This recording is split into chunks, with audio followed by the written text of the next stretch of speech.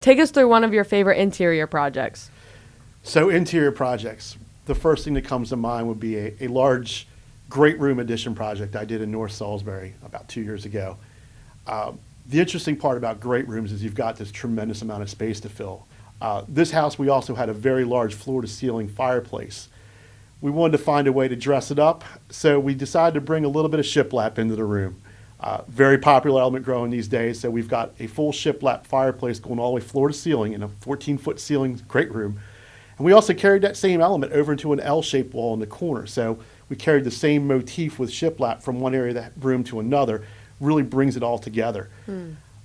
Lighting can also be a challenge. In this case, with, again, 13 to 14-foot ceilings, and you've got an open floor plan, we're able to utilize, obviously, LED recessed lighting, which everybody has, but put some really beautiful hanging pendant lights in the room. Flanked it on either side with ceiling fans and dropped those pendants down to about 10 feet, 9 feet off the floor. And it just brings the whole room together. Combine that with a light oak vinyl plank floor we put down, and we've got this big space that would otherwise feel very open and commercially, feels very, very comfortable when you walk in and sit in. When you're designing an interior project, what are some things that a client should consider? Well, I find it's usually the little things that matter the most. One of the areas that I like to focus on is storage. Most homes don't have a large amount of dedicated storage space, so what we do with the little bit of space that we have is very important. Closet organization systems are by far a great way to achieve this.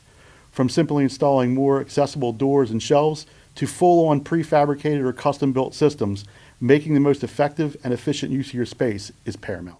Wall coverings. So popular things to do these days to accent walls with things like shiplap, wainscoting. There's any number of wood plank features you can put on walls now to build that rustic feel if that's what you're going for, or a beechwood feel if you're going for like an authentic oceanside place. So wall coverings are probably one of the first places I would start. Whether you're going to do an entire room or just an accent feature is a great way to go. Another area I like to look at are shelving. So we've all got photos, we've all got artwork, we've all got little knickknacks that we like to showcase inside our home. So you only have so many coffee tables and end tables. So eventually having a spot to put these on your walls is a fantastic way to go.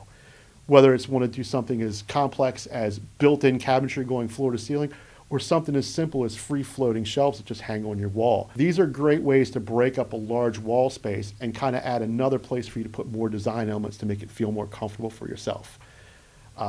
Another area, great place to look, are your casings and trim. So things like crown molding in your room.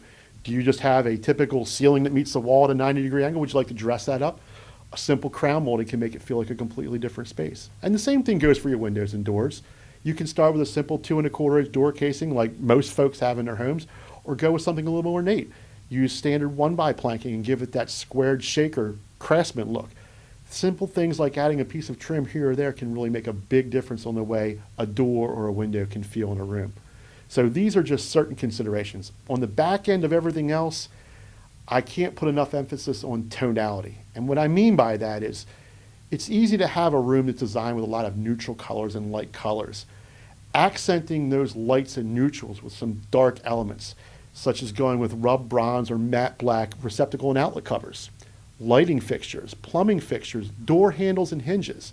These are all subtle splashes of a dark feature in what would otherwise be a light room. And the same goes the other way. If you've got a lot of dark cabinetry and dark painted walls, go with a lot of whites for your accent features or brushed nickels. These will help offset a lot of that dark feature and really change the way the room feels when you walk into it. So on an interior element end, there's a ton of stuff you can do.